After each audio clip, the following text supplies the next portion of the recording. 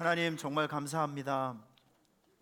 추석 명절 동안에 우리 성도들 멀리 출타하시는 분들도 있으셨고 또 많은 만남들과 또 많은 일들이 있었는데 하나님께서 눈동자같이 지켜주셔서 이렇게 즐겁고 건강한 모습으로 예배할 수 있도록 모든 것을 배려해 주셔서 정말 고맙습니다. 우리 성도들 가운데 고향에 모처럼 내려가서 부모님들과 함께 고향교회에서 예배를 드리는 성도들이 굉장히 많습니다. 그 현장에서 예배도 기름 부어 주시며 또 이 자리에 참석해서 함께 예배하고 있는 우리 모든 성도들에게 갈라디아서 말씀을 통해서 새로운 영적인 도전과 결단과 하나님 앞에서의 은혜가 재충전될 수 있는 소중한 시간이 되게 해 주시옵소서. 종의 입술을 주께 의지하며 예수님의 이름으로 축복하며 기도하옵나이다. 아멘. 여러분 추석 명절 다 잘 보낸 것으로 생각이 됩니다. 먼저 교회 앞에 여러 가지 광고 몇 가지를 좀 드리고 말씀 함께 나누도록 할게요. 오늘부터 6주간 동안 제가 갈라디아서 말씀을 여러분들에게 전하게 됩니다. 왜 6주냐면 갈라디아서가 6장밖에 없거든요. 그래서 한 주에 한 번씩 한 장씩. 사실 이 갈라디아서를 제가 선택하게 된 배경은 이제 다음 주면 우리 교회에서 출정식 예배를 드립니다. 16차 뉴패밀리 전도 축제 출정식 예배를 드려요. 여러분 이 전도 축제는 영적인 전쟁이고 또 여러분들이 이제 하셔야 될 일들이 굉장히 많이 있는데 영적 무장을 하지 않고 말씀의 무장을 하지 않으면 싸움터에서는 반드시 실패하게 됩니다. 지게 됩니다. 그래서 저는 이 갈라디아서의 말씀을 여러분들에게 전하면서 여러분들에게 이런 말씀을 통해서 영적인 재무장이 좀 되었으면 좋겠습니다. 복음이 들어오면 마음이 따뜻해지고 마음에 불이 생겨요.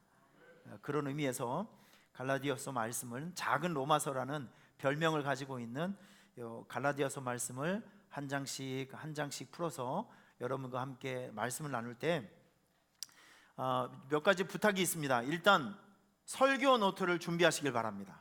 설교 노트, 존말할 때 설교 노트를 꼭 가져오시길 바랍니다. 볼펜을 가져오시고 그리고 한 주에 한 장씩 이렇게 쓰세요. 써서 여러분이 받는 은혜와 제가 이제 깨닫고 한 걸 비교해 보면서 말씀을 들으면 훨씬 더 은혜가 될 것으로 저는 생각이 됩니다. 할렐루야. 그리고 오늘 오후에는 우리 교회 내년도에 안수 집사님 또 우리 권사님 장로님을 이렇게 세우는 중직자 선출하는 게 투표가 있습니다. 만 19세가 되면 투표에 참여할 수 있고 세례를 받으신 분들 여러분들이 좀 다들 오셔서 우리 어떤 분들이 우리 교회 새로운 일꾼이 되시는가 여러분께서 한번 이제 보시고 격려해 주시고 또 그리고 응원해 주시고 그렇게 해서 좋은 시간 함께 나눴으면 좋겠습니다. 우리 주일학교에서 특별히 좀 부탁을 하는데 우리 주일학교에서 9월 28일 날 주일학교 행복축제를 하게 됩니다. 달란트 시장을 하게 돼서 우리 어린이들에게 선물도 주고 체험학습도 하고 하면서 여러 가지를 해서 전도축제도 하고 또 우리 좋은 시간 함께 나눌 때 여러분들의 기도와 간식의 후원과 물질의 후원과 참여가 좀 필요합니다. 여러분 많이 좀 참여해 주시고 도와주시길 부탁을 좀 드리겠습니다. 할렐루야. 그리고 저희 교회가 이제 1년에 2번씩 어르신 학교를 하죠. 어르신 학교 이번 주 목요일 날 어르신 학교 개강 예배가 있습니다. 그래서 집에서 계신 우리 어르신들 여기 오시면 건강 체조도 하고 뭐 재밌는 놀이도 하고 좀 부탁이 있습니다. 할매들만 오셔. 할배도 좀 초청을 합니다. 우리 할아버님들도 좀 오셔서 이렇게 여성과 남성분의 성비를 좀 맞춰주셨으면 더 행복할 것 같아요. 아멘. 그래서 이번 주일부터 시작이 되니까 오셔서 잘 또 즐거운 시간 함께 나눠주시고 이렇게 함께 하셨으면 너무너무 좋겠습니다. 자, 우리 옆에 있는 사람 격려 한번 하겠습니다. 말씀으로 승리합시다. 따라서 하겠습니다. 갈라디아서를 배웁시다.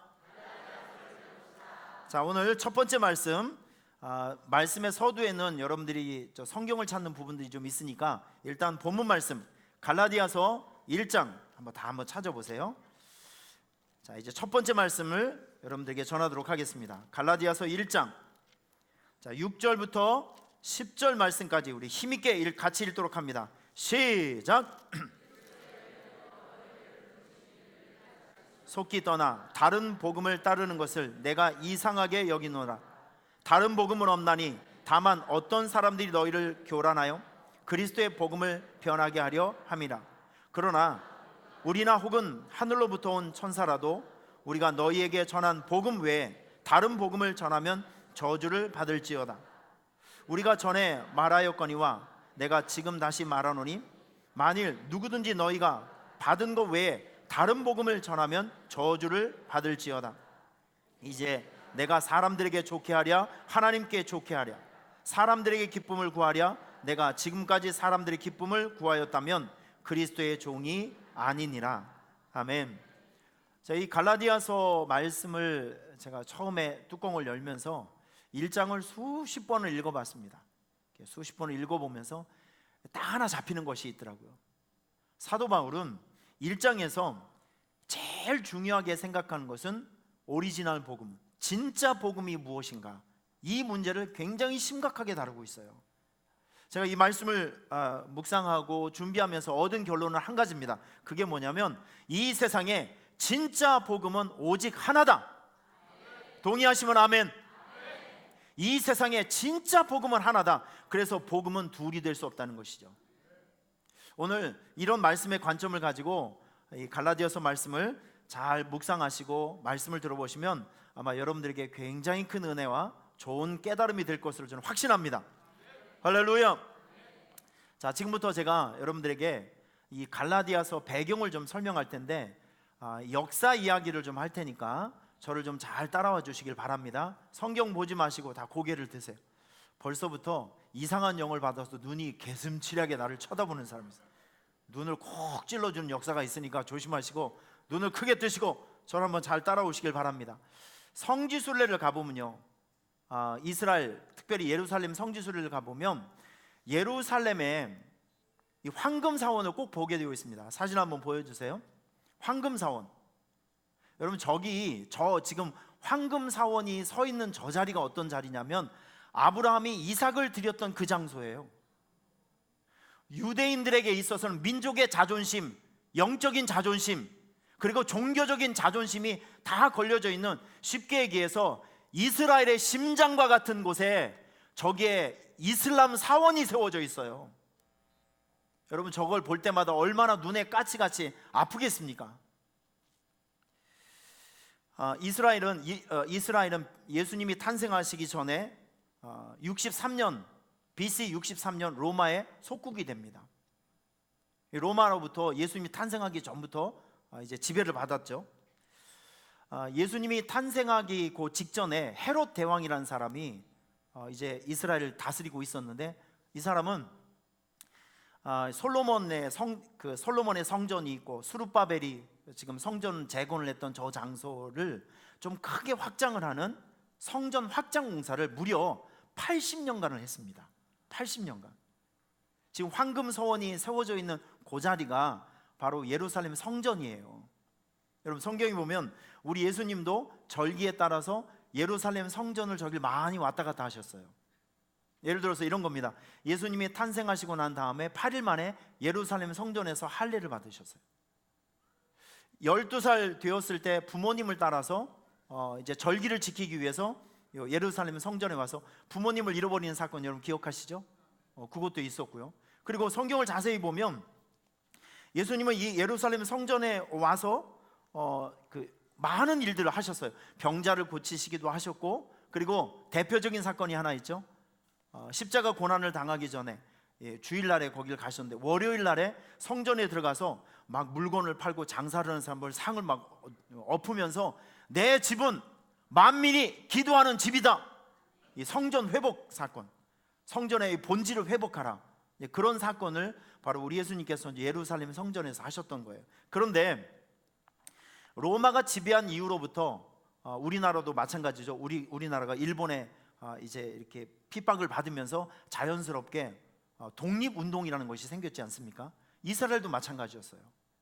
로마로부터 그 압제를 당하면서부터 여기 제로 땅이라는 그런 열심당원 독립운동가들이 생겨서 아주 조직적으로 로마의 속박으로부터 벗어나기 위해서 독립운동을 막 심각하게 했습니다. 그런데 이 독립운동이 두 번 큰 독립운동이 있었는데, 그 첫 번째가 66년, 예수님께서 돌아가시고 난 66년, 그때 로마에 파송한 플로루스 총독이라는 사람이 유대인들을 십자가에 이제 매달아서 죽게 했습니다. 이것이 큰 사건이 돼서 막 이제 대단히 큰 독립운동이 한번 일어났어요.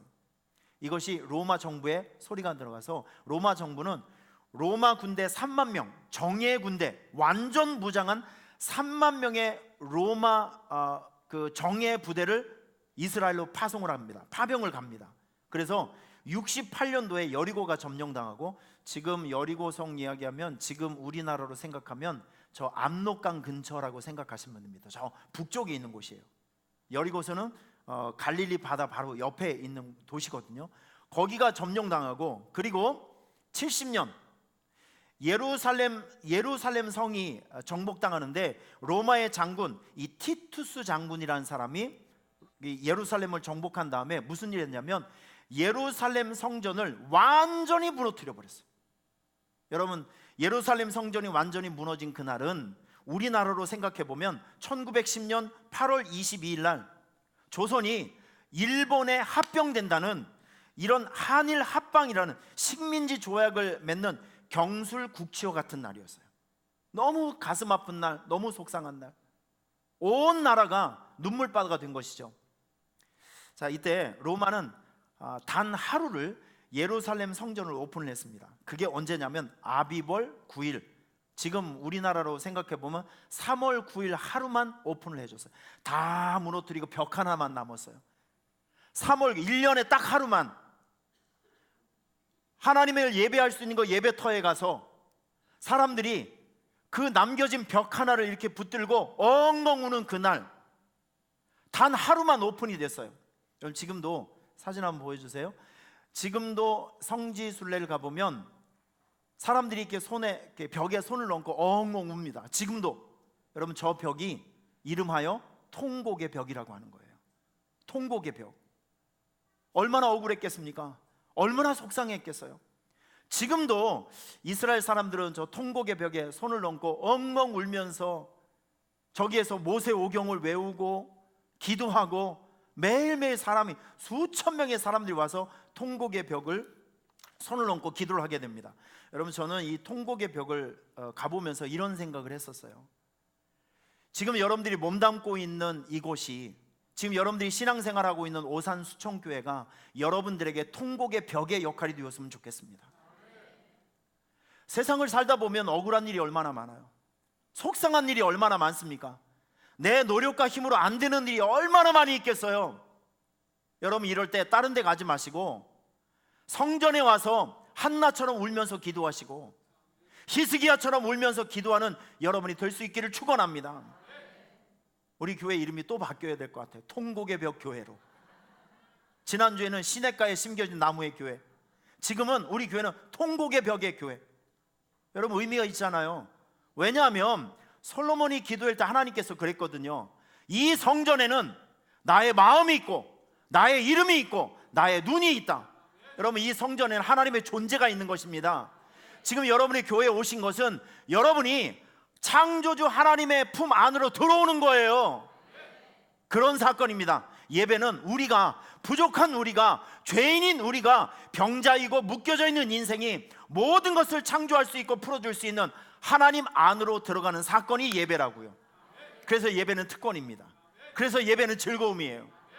여러분, 이 성전에 와서 히스기야처럼 울면서 기도하고 한나처럼 울면서 기도하면 기적의 문이 열립니다. 응답의 문이 열립니다. 열리고프니는 에바다의 역사가 나타나는 거예요. 여러분, 시편 126편 이런 말씀이 있죠. 눈물을 흘리며 씨를 뿌리는 자는 기쁨으로 거두리로다. 울며 씨를 뿌리러 나가는 자는 반드시 기쁨으로 그 곡식단을 가지고 돌아오리로다. 지금 여러분이 몸담고 있는 이 교회가 통곡의 벽입니다. 성전에 와서 우세요. 울면 살 길이 생깁니다. 옆집 아저씨한테 가서 울지 말고 하나님 앞에서 우세요. 하나님 앞에서 울면 살 길이 생깁니다. 믿습니까? 기억하세요. 통곡의 벽. 저는 우리 교회가 눈물이 있는 교회가 되기를 바라요. 흐느낌 있는 교회가 되기를 바라요. 말씀을 듣다 찬양을 하다 눈물 흘리면서 그렇게 하나님을 만나는 감격이 있는 예배가 있는 그런 교회가 될 수 있기를 축원합니다. 다시 이스라엘 역사 이야기를 좀 해볼게요. 70년 로마 티투스 장군에 의해서 예루살렘 성전이 완전히 무너져 버렸어요. 그리고 600년의 시간이 흘러게 됩니다. 그런데 638년 예루살렘은 이슬람의 알-카탑이라는 사람에게 정복당하게 됩니다. 이슬람 세력에 의해서 정복당하게 돼요. 그래서 이 알-카탑이라는 사람이 몇십 년 후에 유대교보다도 그리고 콘스탄티누스 대왕보다도 훨씬 더 큰 그 교회보다도 높이나 사이즈보다 훨씬 더 큰 이슬람 사원을 세웠습니다. 다시 한번 황금돔 사진을 보여주세요. 그게 지금 여러분께서 눈으로 보는 조 사원입니다. 이스라엘의 종교의 가장 핵심이고 이스라엘 나라 사람들의 자존심과 관심을 한 몸에 담고 있는 저 장소, 솔로몬의 성전이 세워졌고 예루살렘 성터가 있는 저 장소에 이슬람 사원을 세워놨다니까요. 얼마나 가슴 아픈 일입니까? 여러분, 저는 저 황금돔 사진을 볼 때마다 이런 게 생각이 돼요. 여러분, 우리가 유혹이 많은 이 세상에서 여러분의 신앙을 잘 간직하지 못하고 믿음을 간직하지 못하고 사명을 간직하지 못하면 엉뚱한 것이 여러분의 주인 노릇할 수 있어요. 지금 여러분, 우리 예수 믿는 사람들도 믿음 지키지 못하고 사명 지키지 못하고 신앙 지키지 못해서 돈 붙들고 사는 사람, 세상의 향락을 붙들고 살아가 엉뚱한 데 미쳐서 그 엉뚱한 것들이 여러분의 왕 노릇하고 주인 노릇해서 우리가 사람답게 살지 못하고 성도답게 살지 못하는 삶이 한둘인지 아십니까? 복음을 지키세요. 사명을 지키세요. 믿음을 지키세요. 여러분의 자리를 지킬 수 있기를 바랍니다. 사명의 자리, 기도의 자리 지켜주시길 부탁합니다. 이런 걸 놓치게 되면 엉뚱한 것이 여러분을 지배하는, 주인 노릇하는 이상한 현상들이 생긴다니까요. 우리 저 황금돔을 바라보면서 예루살렘의 한 중심, 다윗 성토가 있고 솔로몬의 성전터가 있고 예루살렘 성전이 있는 저곳에 이슬람 사원이 세워진 이 현실을 바라보면서 이런 것들이 여러분의 현장이 될 수 있지 않기를, 우리의 믿음 생활의 현 주소가 저런 모습으로 타락되지 않기를 주님의 이름으로 축원합니다. 경고의 사인으로 받으셔야 돼요. 할렐루야. 이 갈라디아서를 이제 여러분께서 잘 이해하기 위해서는요, 일단 갈라디아라는 지역을 여러분께서 잘 좀 아셔야 됩니다. 지금부터 제가 여러 설명을 해드릴 텐데 좀 잘 좀 따라와 주셨으면 좋겠습니다. 이런 배경을 여러분께서 잘 이해하시고 갈라디아서 그 내용에 들어가시면 훨씬 더 은혜가 돼요. 훨씬 더 깨달음이 옵니다. 아시겠죠? 여러분의 눈에 좀 도끼가 좀 있었으면 좋겠습니다. 배우고 싶다, 듣고 싶다. 여러분들 눈빛이 흐리멍텅하면 제가 초점이 흐려진다니까요. 절 좀 도와주시길 바랍니다. 이런 설교는 하기가 힘들어요. 이거 한 줄이라도 빼먹으면 이게 구조가 무너지기 때문에 훅 무너지거든요. 저를 도와주시길 바랍니다. 3일 동안 이 원고 만드는 겁나게 힘들었어요. 아주 그냥. 준비해온 성의를 봐서라도 잘 들어주시길 바랍니다. 자, 이제부터 그림을 통해서 몇 가지 설명해 드릴게요. 자, 우선 갈라디아, 지금 성경에 보면 여러분 아시아라는 단어가 나옵니다. 지금 여기는 터키입니다. 터키를 3등분을 하는 거예요. 가장 동쪽은 여기입니다. 에베소가 있는 아시아, 그리고 중간, 이 터키의 몸통 딱 중간이 뭐냐면 여기가 갈라디아예요. 근데 이 갈라디아도 북쪽 갈라디아, 남쪽 갈라디아라고 이제 나누게 되는데, 지금 사도 바울이 얘기하고 있는 갈라디아 교인들은 어디냐면 사도 바울이 1차 선교 여행을 통해서 이 지역을 방문했어요. 제가 조금 이따 지명을 설명해 드리겠습니다. 사도 바울이 3차 선교 여행을 할 때 요쪽 1차 여행 때 교회를 개척해 놓은 요 사람들에게 보낸 편지가 바로 요 갈라디아서입니다. 이 갈라디아 바로 옆에는 갑바도기아, 그리고 여기에 수리아 안디옥이라는 것이 있습니다. 수리아 안디옥. 여기는 비시디아 안디옥, 여기는 수리아 안디옥. 여러분, 이 안디옥이라는 이름을 꼭 기억하셔야 됩니다. 굉장히 중요한 의미가 있어요. 자, 이제 여러분 사도행전 2장을 피세요. 사도행전 2장. 사도행전 몇 장을 좀 확인하고 가겠습니다. 피신 분 아멘. 자, 사도행전 2장 1절부터 2절 말씀 한번 읽어줘 보세요. 사도행전 2장 1절부터 2절 시작.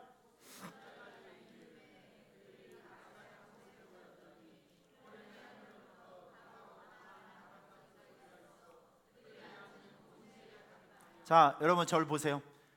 사도행전은 구약 성경에 절대 안 나와요. 구약 성경 막 찾는 분이 있는데, 자, 여러분 고개를 다 드세요.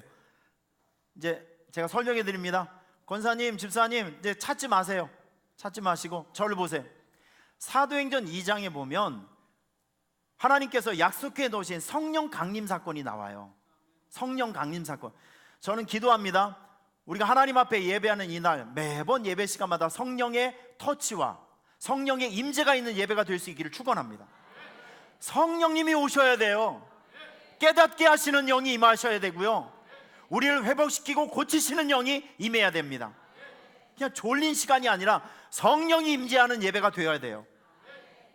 성령이 임재하니까 거기서 무슨 역사가 나타났냐면, 사람들이 베드로가 설교할 때 성령이 임하니까 깨달아지는, 그리고 죄가 고백되고 그리고 저주가 풀려지는, 하나님의 자녀가 되는 이 구원 역사가 막 나타나기 시작합니다. 그래서 베드로가 한번 설교하면 몇 명? 3,000명이 회개하는 역사가 나타나요. 와, 막 무지무지하게 강력하게 초대교회가 부흥하는 모습이 있습니다. 자, 이런 모습을 보니까 유대인들에게 위기의식이 생기게 되는 거예요. 그래서 그때부터 초대교인들 막 핍박하기 시작합니다. 그래서 사도행전 7장을 보면 무슨 사건이 나오냐면 스데반의 순교 사건이 나와요. 스데반 순교 사건. 그리고 사도행전 9장쯤 넘어가 보면 그 당시에 변화되지 않는 바울, 사울이 나옵니다. 사울이 바로 요 수리아, 저 위쪽 지방에 국경을 넘어서, 이스라엘 국경을 넘어서 수리아의 수도였던 다마스커스, 거기로 가는 도중에 빛으로 오신 예수 그리스도를 만나면서 거기서 완전히 그가 회심하는 사건이 생기게 되죠. 할렐루야. 여러분, 저는 기대합니다. 매번 우리가 하나님 앞에 말씀을 들을 때 빛으로 오신 예수님, 말씀으로 오신 예수님을 만나서 여러분의 내면과 여러분의 생각과 여러분의 삶 전체 회심 사건이 나타나길 축원합니다. 변화되어야 돼요. 우리 자력으로는 변화가 되지 않지만 말씀이 들어오면 말씀은 우리를 운동하게 만들어요. 뒤집어지는 역사가 나타나요. 변화시키는 역사가 있어요. 그래서 말씀을 들어야 하고, 그리고 예배에 참석해야 말씀의 은혜를 받을 수가 있는 거예요. 예배를 살아가는 여러분 될 수 있기를 축원합니다.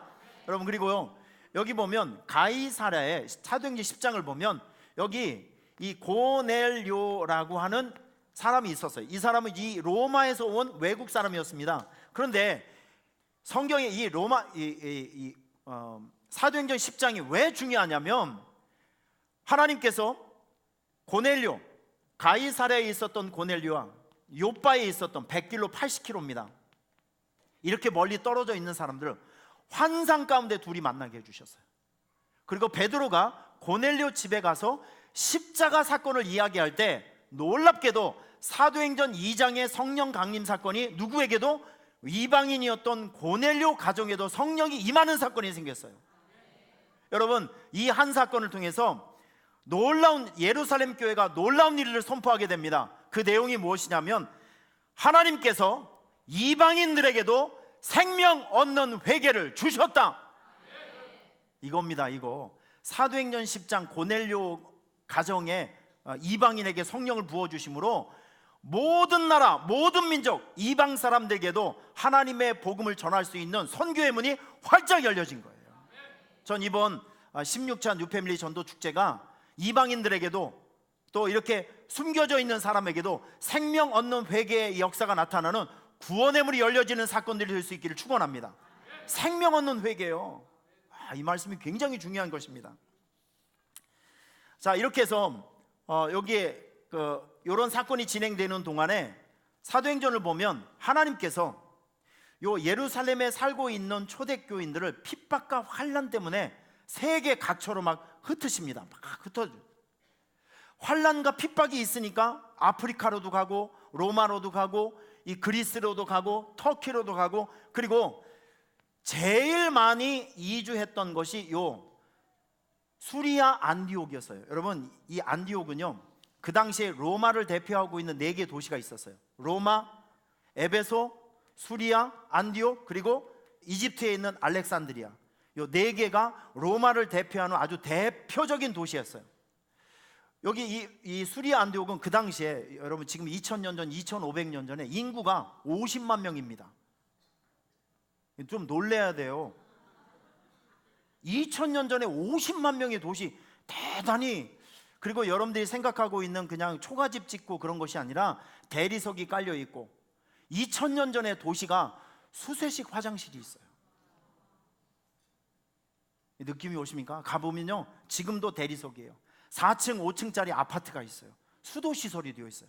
한 번에 1000명, 2000명 들어갈 수 있는 공중 목욕탕이 있어요. 와, 이건 정말 상상을 초월한 기술과 여기 문화의 시설이 되어 있는, 여러분 이곳에 50만 명 중에 7분의 1이 유대인이었습니다. 대단히 많은 거죠. 그 대다수의 사람이 누구냐면 그리스도를, 예수를 믿는 초대교인들이었어요. 그런데 여기 사도행전 12장을 보면 요 안디옥에서 신앙생활을 하고 있었던 예수 믿는 사람들이 예수 믿지 않는 사람들에게 별명 하나를 얻습니다. 그게 뭔지 아십니까? 그리스도인. 여러분, 이게 굉장히 중요한 의미예요. 예수님께 속한 사람들이란 뜻이에요. 예수님께 속한 사람들. 그러니까 믿지 않는 사람들이 가만히 보니까 저 사람들은 우리하고 좀 사는 게 틀리네. 저 사람들 보니까 먹는 게 좀 틀리네. 생각이 틀리고 돈 쓰는 것도 틀리고 옷 입는 것도 틀리고 살아가는 모습도 틀려요.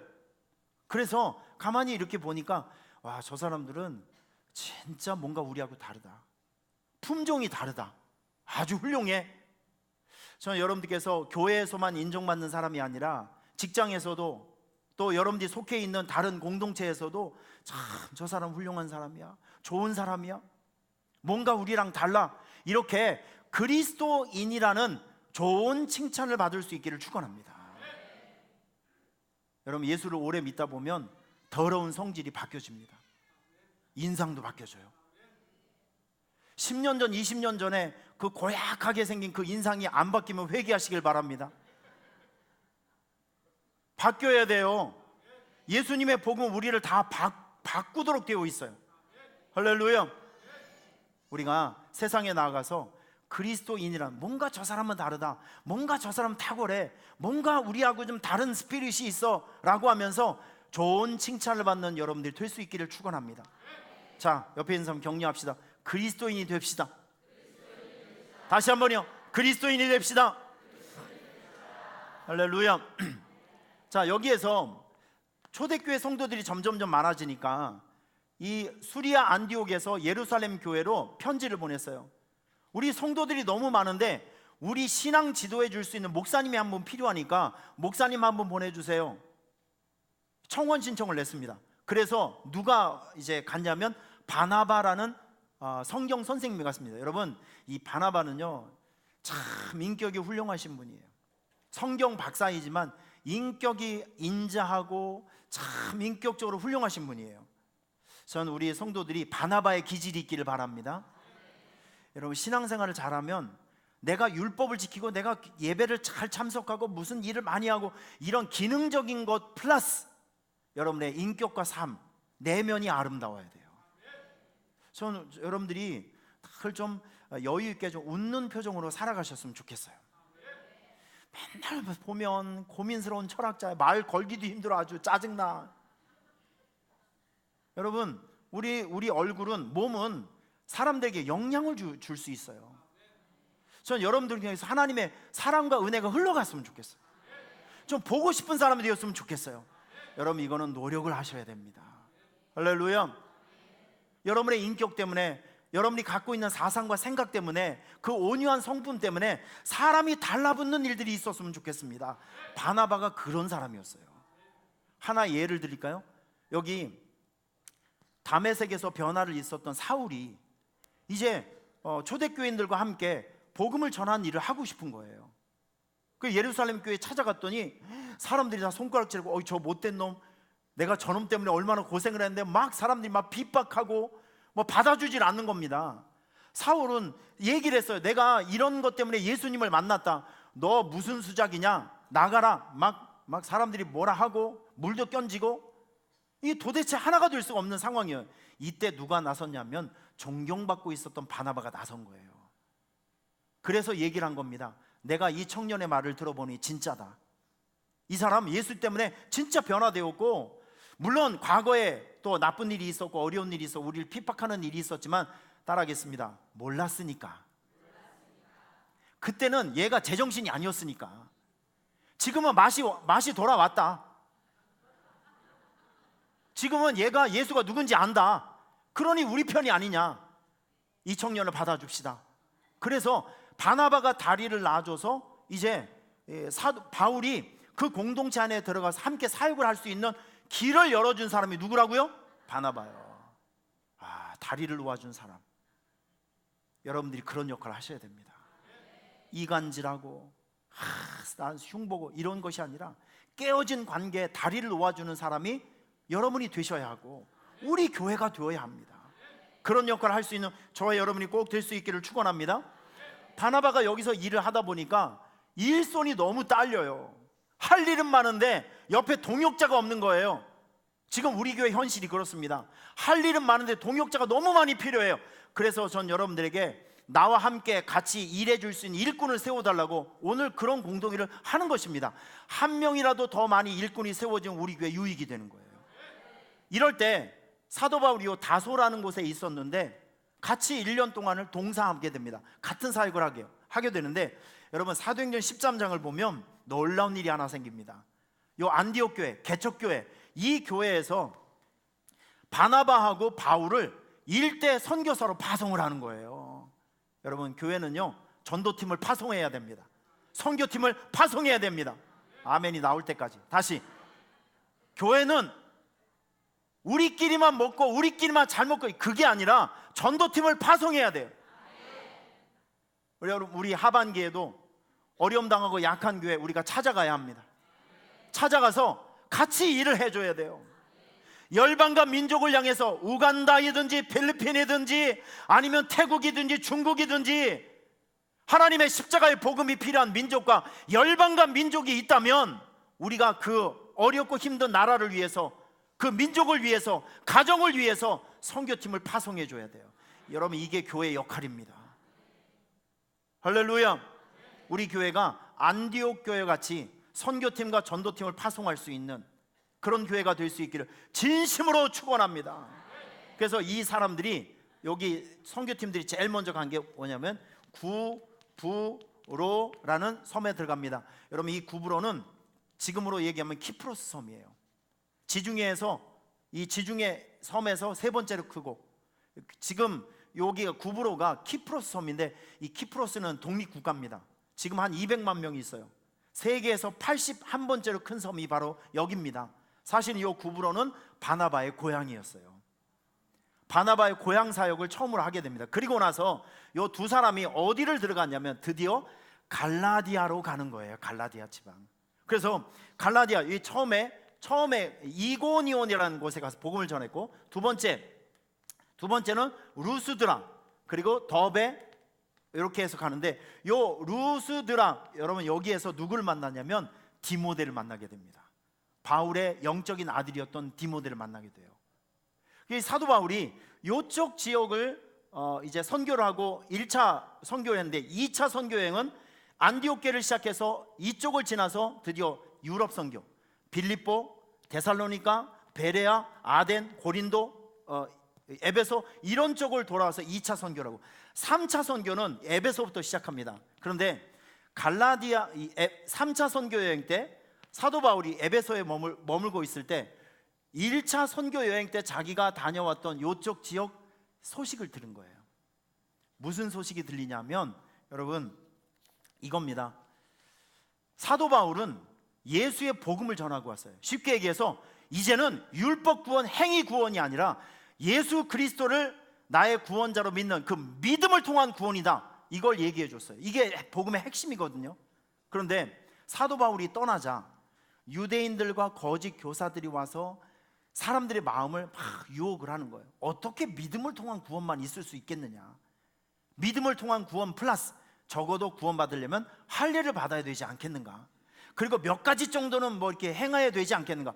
이 진짜 오리지널 복음 속에 이질적인 것을 막 집어넣어서 사람들이 굉장히 막 혼란스러워하고, 그리고 사람들이 얘기합니다. 사도 바울 저 사람은 대학교가 어디 신학교도 안 나왔을 것 같고, 이 사람은 그러니까 사도 바울의 그 사도성을 상당히 심각하게 훼손해서 사람들이 사도 바울을 미워하는 사람, 증오하는 사람, 믿지 않는 사람, 이 사도성이 의심받으면 사도 바울 입에서 나온 얘기는 모두 거짓말이 됩니다.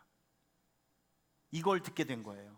그래서 에베소에 있었던 사도 바울이 이렇게 영적으로 혼란스러워하고 복음, 이 기독교의 교리 체계가 약해서 막 혼란스러워하고 있는 사람들을 향해서 기독교의 핵심과 핵심 신앙과 복음의 핵심 사상이 무엇인지를 정확하고 깔끔하게 정리해서 로마서와 같은 가장 강력한 교리책을 하나 보내줬는데 그게 바로 갈라디아서입니다. 배경이 이해가 되셨습니까? 자, 이제 본격적으로 이제 우리가 이제 여기 들어가겠는데, 여러분 저는 이 전도 축제를 앞에 두고 여러분들에게 이 말씀을 전하는 이유가 있어요.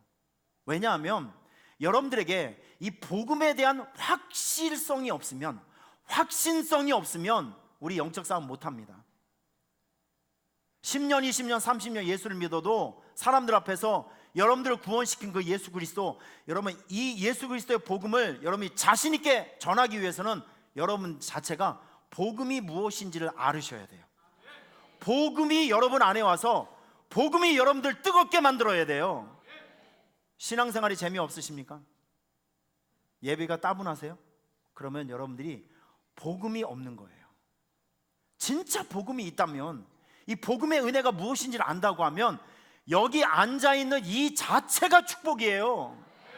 여러분 생각해 보셔. 전 선교지 갈 때마다 늘 그렇게 생각합니다. 이번에 필리핀에 가서도 마찬가지. 참 안타까운 상황들도 많고, 아프리카 우간다 땅을 가봐도 너무 안타까운, 어떻게 같은 하늘 아래에서 우리는 이렇게 사는데 저 사람들은 저렇게 살아가요. 여러분 한번 생각해 보세요. 여러분들이 엄마 뱃속에서 태어나니까 한국이었죠? 묻는 말에 빨리 대답해 보시길 바랍니다. 나라를 골랐습니까? 부모를 골랐습니까? 시대를 골랐습니까? 성별을 골랐습니까? 태어나니까 내가 여기 있는 거 아니겠어요? 지금 여러분들이 만약에 북한에 태어났다면, 여러분들이 저 산골짜기에 오지에 태어났다고 하면 29살 먹은 자매가 애를 12를 낳았어요. 여러분들이 그분은 뭐 태어나니까 거기에 태어났죠. 만약에 하나님의 배려와 하나님께서 이 나라에 태어나 이런 시기에 태어나서 우리가 예수를 믿을 수 있는 이런 상황 속에 우리가 태어나서 사니까 이렇게 사는 거지. 여러분 그렇게 생각 안 하세요? 이렇게 많은 사람들 중에서도 하나님을 예배할 수 있는 이 자리에 와서, 여러분 하나님을 예배할 수 있는 이 자리에서 지금 우리가 살아계신 하나님을 예배하고 있다는 이 자체가 은혜가 아니냐고요. 여러분 그런 거, 내 존재만 하면 생각을 하더라도 나를 향한 하나님의 은혜와 사랑과 배려가 얼마나 큰지를 알 수 있지 않겠습니까? 이게 복음이거든요. 복음이 들어오면 감사가 나와요. 복음이 들어오면 행복해요. 복음이 들어오면 내가 하고 있는 모든 일들이 다 의미가 있어요. 심지어는 내가 고난의 길을 걷는다 할지라도, 여러분 우리 예수 믿는 사람이 이렇게 생각합니다. 내가 힘들고 어려운 시간을 지나면 재수 없어, 짜증나, 왜 나에게 이런 일이, 이런 것이 아니라 이 길을 통과하면 내가 정금같이 나오리라. 나의 가는 길을 우리 주님이 아시니 이 고난의 일이 끝나면 내가 정금같이 나오리라. 내가 다듬어지는 시간이야, 내가 성숙하는 시간이야, 내가 숙성하는 시간이야, 내가 발전하는 시간이야, 이런 마음이 생긴다고요. 의미가 달라지고 삶이 달라지는 거예요. 이게 복음입니다. 여러분의 시야를 바꿔주고 여러분의 눈을 바꿔주고 가치체계를 바꿔주는 것이 바로 복음입니다. 그래서 이 복음의 말씀은 듣고 또 들어도 여러분들이 다시 들어야 될 말씀이 복음이에요. 믿습니까? 이 복음으로 충만한 여러분이 될 수 있기를 주님의 이름으로 축원합니다. 사도 바울은 이야기를 합니다. 거두절미하고 당신 잘 있냐? 나 잘 있다. 그리고 나서 딱 시작을 하는 거예요. 제일 첫 번째 사도 바울이 지금 얘기하고 있는 주제가 무엇이냐면 이겁니다. 진짜 복음. 진짜 복음. 이걸 좀 얘기하고 있는 거예요. 오늘 전 여러분들에게 이걸 한번 도전해 보고 싶어요. 여러분, 우리 복음을 알아야 합니다. 심각하게 말씀드립니다. 신앙생활의 껍데기를 알지 말고 여러분들에게 진짜 구원을 줄 수 있고 여러분들이 성도다운 삶을 살게 하고 있는 복음에 대한 전문가가 되셔야 돼요. 믿습니까? 복음이요. 진짜 복음. 이 진짜 복음이 왜 중요하냐면 진짜를 알면 가짜를 안 가르쳐줘도 가짜를 알 수 있어요. 뭔 얘기인지 아시겠죠? 오늘 저는 이 1장 속에 나와 있는 여러 가지 내용 중에서 사도 바울이 제일 먼저 시작한 이 진짜 복음, 여러분 우리 오늘 본 말씀 6절 말씀 한번 읽어보실래요? 이 6절 말씀 사도 바울이 한탄하는 것이 있어요. 시작.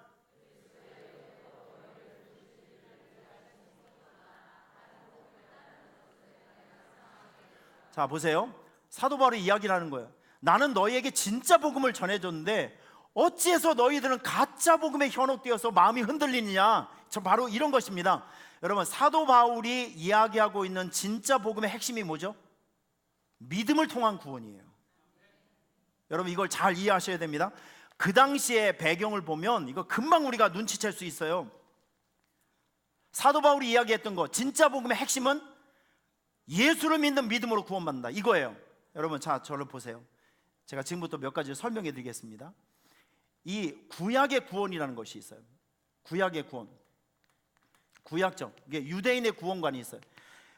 유대인들에게서 구원받는 사람이라는 구원의 조건은 상당히 까다롭습니다. 왜냐하면 1차적으로 구원받기 위해서는 이스라엘의 국적이 있어야 돼요. 피가 섞여도 안 되고 이방인, 외국 사람이어도 안 되고, 안 됩니다. 구원은 오직 선택받은 우리 이스라엘 사람만. 아무리 노력하더라도 이건 극복이 안 되는 문제입니다. 자, 그리고 두 번째는 뭐냐면 율법을 지켜야 돼요. 그런데 여러분, 제가 이 설교를 준비하다 보니까 이런 게 있어요. 이 유대인들이 지켰던, 이스라엘 사람들이 지켰던 이 율법이요, 무려 613가지가 됩니다. 지금 여러분 하루를 살아가면서 나는 오늘 해야 될 일과 해야지 말아야 될 613개가 나를 지금 지배하고 있어. 막 지배하고. 그러면 내가 얼마나 불편하겠냐고요. 그런데 사도 바울이 증거한 복음은 이 모든 것을 다 상략시켜 줬어요. 제가 2003년도인가요? 제가 기억이 됩니다. 선교사들에게 이제 선교지에서 선교학 박사 학위를 받을 수 있는, 교육할 수 있는, 공부할 수 있는 기회를 줍니다. 저도 신청을 해서 이제 본교에 가서, 미국에 있는 교회에서 학교에 가서 이제 공부를 하기 위해서, 그때 그 당시에는 비자가 있어야 되잖아요. 그래서 저는 필리핀에서 비자를 준비했는데 서류 준비만 서너 달 걸렸어요. 왜냐하면 서류가 어마무시하게 필요해요. 제가 그 서류를 준비하면서 내린 결론, 미국 가는 것이 천국 가는 것보다 1000배나 어렵다. 아니 우리 천국 가는 거는 그냥 믿으면 가잖아요. 그렇게 생각 안 하세요? 뭐 다른 게 더 필요합니까? 613가지의 율법의 행위가 필요 없어요. 정말 힘들었어요. 서류 준비도 힘들고 돈도 많이 들어가고, 인터뷰 날짜 받는 것도 힘들고, 인터뷰 받기 위해서 인터뷰 리허설을 2번이나 했어요. 회사에 가서 이렇게 물어볼 땐 이렇게 대답해라, 옷도 뭐 이렇게 입어라, 꼭두 새벽부터 몇 시간 동안 쭈그리고 앉아 있어서 이거 뭐 탈락이냐, 뭐 이거 합격이냐 바들바들 떨고 있다가 하여튼 그랬어요. 그런데 우리나라 보면 2009년에 이런 일이 생겼어요. 한국 사람은 미국과 체결이 생겼는데 무비자 협정 체결, 엄청 간단해졌어요. 이제 여러분들께서 이스타 비자라고요, 인터넷에 들어가셔서 나는 미국 다녀오고 싶습니다. 이스타 비자 신청을 하면 14달러만 내면 3개월 동안 무비자로 인터뷰 없이 미국을 훌렁 갔다 올 수 있어요. 저 이번에 그걸로 갔다 온 거예요. 이 프로세싱이 얼마나 간단해졌습니까?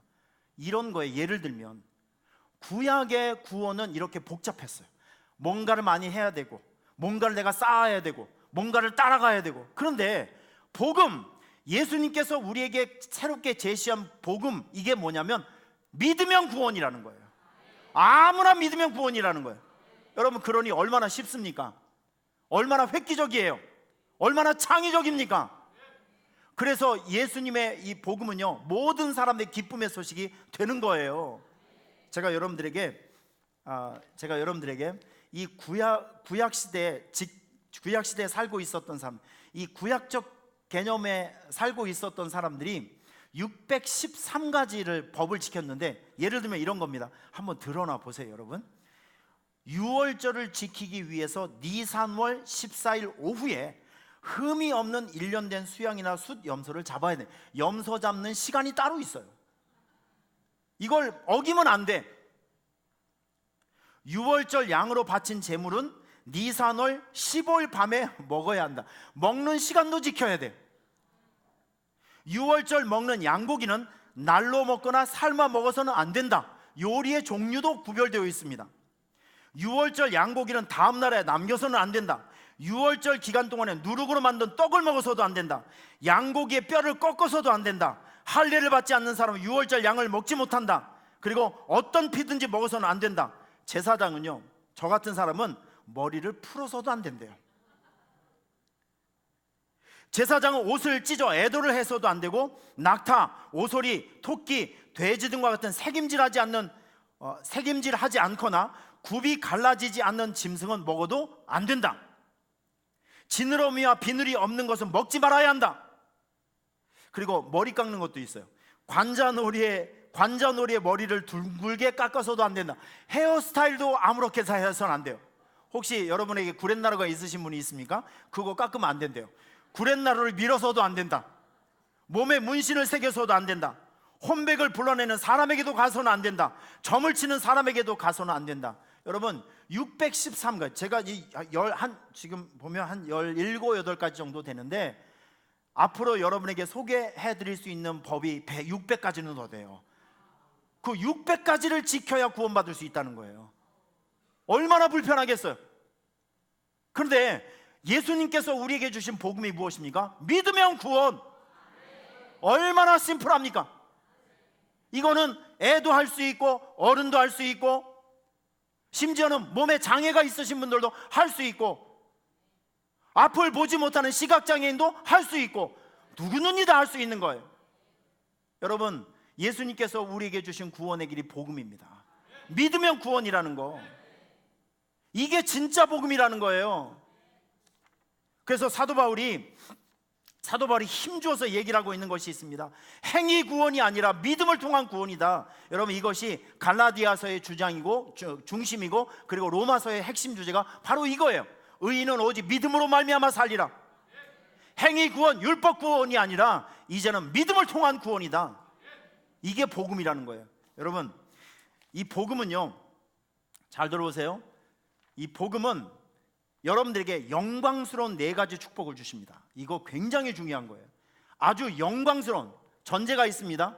축복인데 아주 영광스러운 축복 4가지를 줍니다. 자, 이거를 여러분께서 잘 기억해 주셨으면 좋겠어요. 따라하겠습니다. 복음은, 더 큰 소리로, 복음은 나에게 영광스러운 축복을 주신다. 이런 걸 아셔야 여러분들께서 예수 믿는 자신감이 생겨요. 이런 걸 아셔야 내가 누구에게 신앙생활을 권면하고, 그리고 누군가에게 이제 예수를 전할 때, 예수님에 대한 이야기를 할 때, 이런 미천이 있어야 담대하게 나온다니까요. 복음은 여러분들에게 영광스러운 축복 4가지를 주십니다. 자, 첫 번째, 죄에 대한 소멸이에요. 이 소멸, 이게 얼마나 중요한 단어인지 몰라요. 자, 제가 헬라어를 찾아봤습니다. 소멸이라는 단어, 수벤누미라는 단어를 썼어요. 자, 저를 보세요. 이게 무슨 의미가 있냐면, 지금 여기에 이렇게 불이 막 일어나요. 종이가 타든지 옷이 타든지 그러면 불을 본 사람이 얼른 가서 발로 불을 막 밟아서 끄는 거예요. 이게 소멸이라는 뜻입니다. 발로 불을 밟아서 짓이겨서 끈다, 지금 이런 거예요.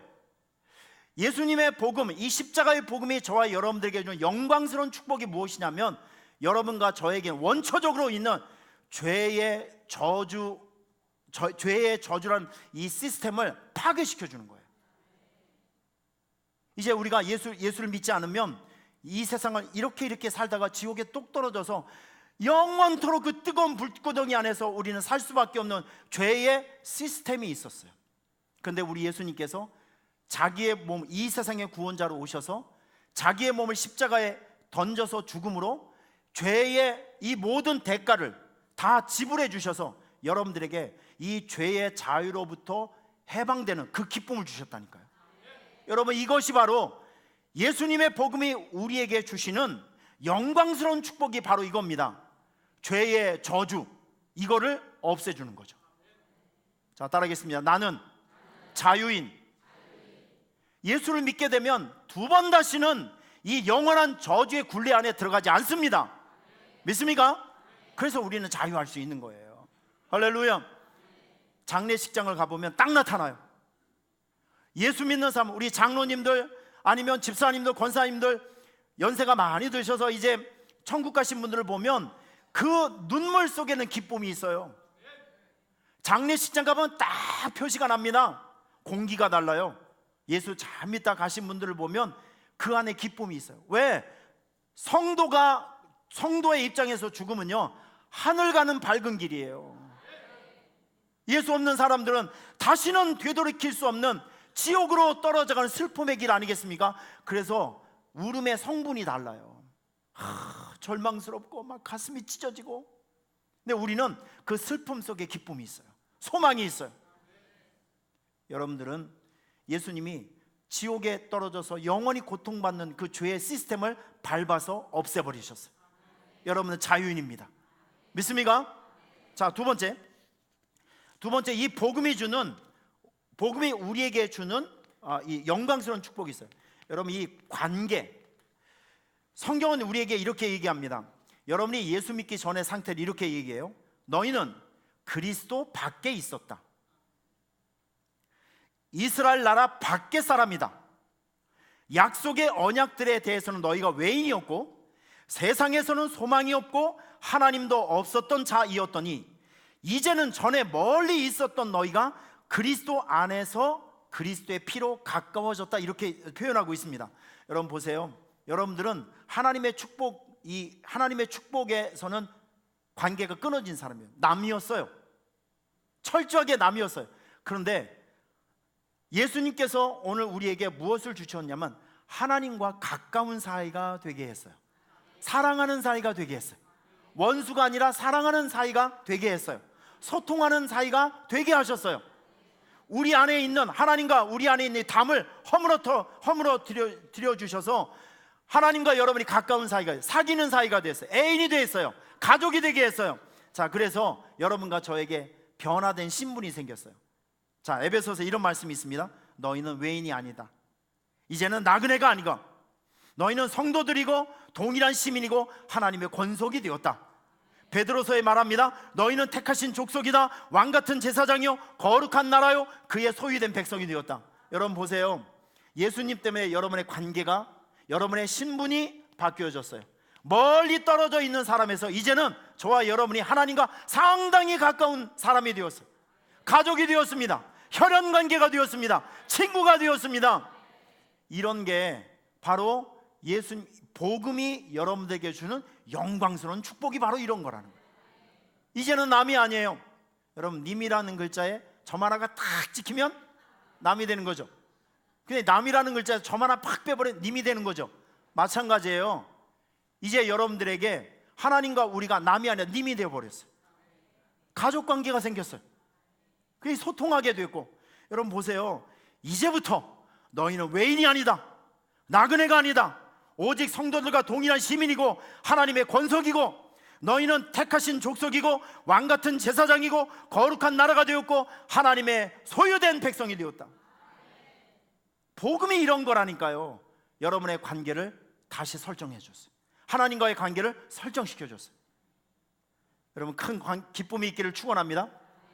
자, 여러분 열림, 복음이 우리에게, 여러분 예수님께서 십자가에 달려 돌아가셨을 때 성전에 나타난 한 현상이 있었죠. 성소와 지성소를 가로막고 휘장이 쫙 찢어져 버렸어요. 사진 한번 보여주세요. 여러분 이 사진을 자세히 한번 보세요. 여기 보면 그 당시에 예루살렘 성전에는 이렇게 구약적인 제사 시스템이 있었어요.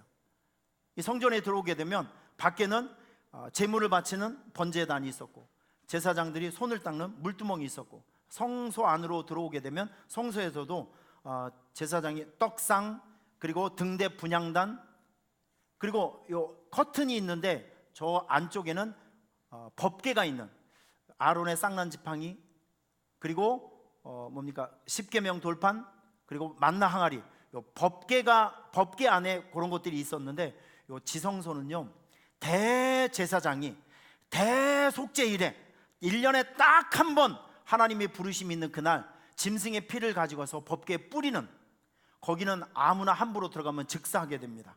하나님의 임재가 있는 그 공간, 아주 특별한 때만 아주 특별한 사람에게는 오픈되어 있는 하나님의 임재가 있는 그곳, 숨겨져 있는 장소, 비밀의 장소, 여러분 그 장소가 예수님께서 자기 몸을 찢어서 죽어 주시면서 그 사건이 생겼어요. 무슨 뜻이죠? 예수를 믿는 믿음이 있는 사람은 하나님의 임재가 있는 예배 안으로 다 들어올 수 있는 거예요. 그래서 여러분께서는 그 은혜 때문에 오늘 우리가 이 자리에 앉아 있는 거예요. 믿습니까? 열렸다는 거죠. 하나님을 만날 수 있는 장소가 열렸다. 하나님을 만날 수 있는 관계가 열렸다. 할렐루야. 이게 복음이 여러분들에게 주시는 영광스러운 축복이 바로 이것입니다. 그리고 마지막으로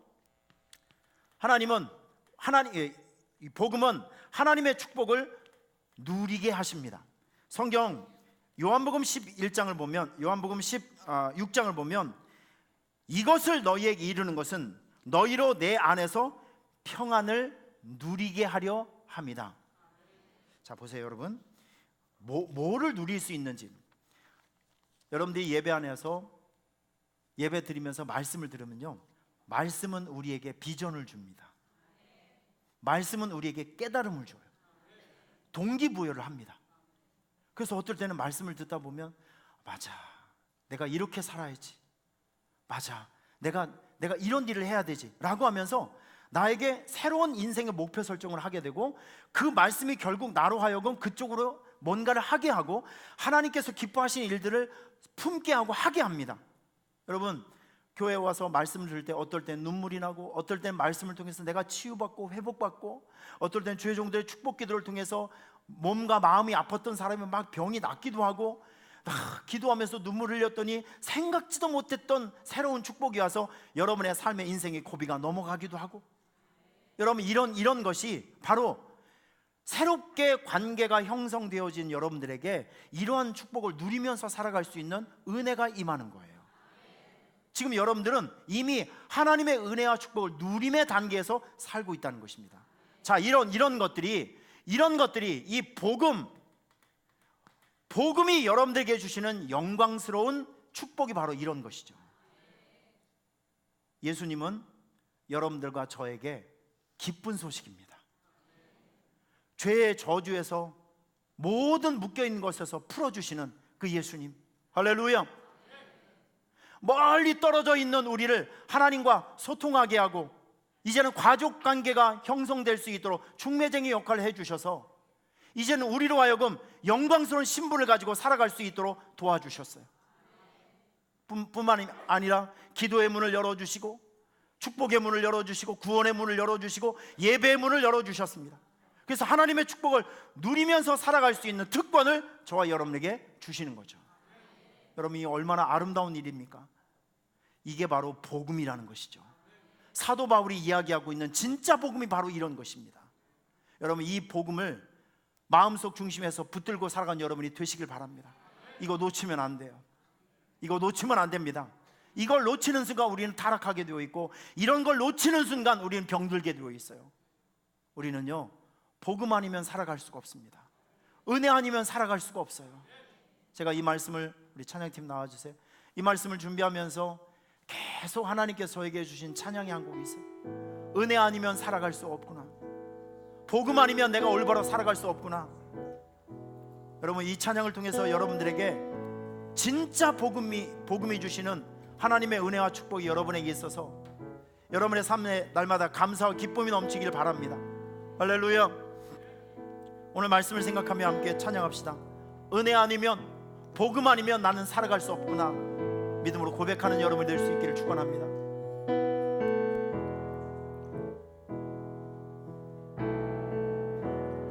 은혜 아니면 살아갈 수가 없네. 모음마저도 다 주의 것이니 세상 평안과 위로 내게 없어도 예수, 오직 예수뿐. 다시 한번 찬양합시다. 은혜 아니면, 복음 아니면, 은혜 아니면 살아갈 수가 없네. 호흡마저도 다 주의 것이니 세상 평안과 위로 내게 없어도 예수, 오직 예수뿐이네. 크신 계획, 크신 계획 다 볼 수도 없고 작은 고난에 지쳐도 주께 묻니 나의 모든 삶 버티고 견디게 하시네. 은혜 아니면, 은혜 아니면 살아갈 수가 없네. 나의 모든 것 다 주께 맡기니 참된 평안과 위로 내게 주신 주 예수, 오직 예수. 크신 계획 힘있게 고백합시다. 크신 계획 다 볼 수도 없고 작은 고난에 지쳐도 주께 묻니 나의 모든 삶 버티고 견디게 하시네. 은혜 아니면 살아갈 수가 없네. 나의 모든 것 다 주께 맡기니 참된 평안과 위로 내게 주신 주 예수, 오직 예수뿐. 여러분, 눈을 한번 감아보세요. 그리고 여러분의 두 손을 한번 가슴에 한번 대보시죠. 복음이 무엇입니까? 복음은 우리에게 자유를 주시는 선물입니다. 예수님께서 이 세상에 오시지 않았다면 우리는 지금도 죄의 사슬에, 이 저주의 사슬에 묶여서 꼼짝없이 지옥과 같은 인생을 살아갈 수밖에 없는 그런 삶의 구조 안에서 살아갈 것입니다. 예수님께서 이 세상에 오셨어요. 하나님의 아들이 인간의 몸을 입고 우리를 대신해서 죄의 대가를 십자가에서 대신 지불해 주심으로 저와 여러분들에게는 죄의 사슬에서 벗어지는 자유함이 생겼습니다. 하나님과 아름다운 관계가 생겼고요. 하나님의 축복을 누리는 단계에 우리가 들어가게 되었고 예배 안으로 들어올 수 있는 특권이 생겼습니다. 이게 복음이라는 거예요. 이게 복음이라는 거예요. 복음은 부끄러운 것이 아니라 복음은 영광스러운 것이고, 복음은 기쁜 것이고, 복음은 우리를 감격해 하는 것입니다. 이 복음이 여러분 안에 기쁨이 되고 능력이 될 수 있길 바랍니다. 에너지가 될 수 있길 바랍니다. 불이 될 수 있기를 바랍니다. 복음의 능력을 붙들고 예수 그리스도의 이 복음을 증거하는 전도자로 살아갈 수 있는 여러분 모두가 될 수 있기를 축원합니다. 할렐루야. 우리 다 함께 1분 동안만 이 복음의 능력으로 승리할 수 있도록 하나님 나에게 복음의 충만의 은혜를 허락해 달라고 우리 함께 통성으로 기도하도록 합니다. 주여 감사합니다. 하나님, 오늘 진짜 복음이 무엇인지를 듣게 되었습니다.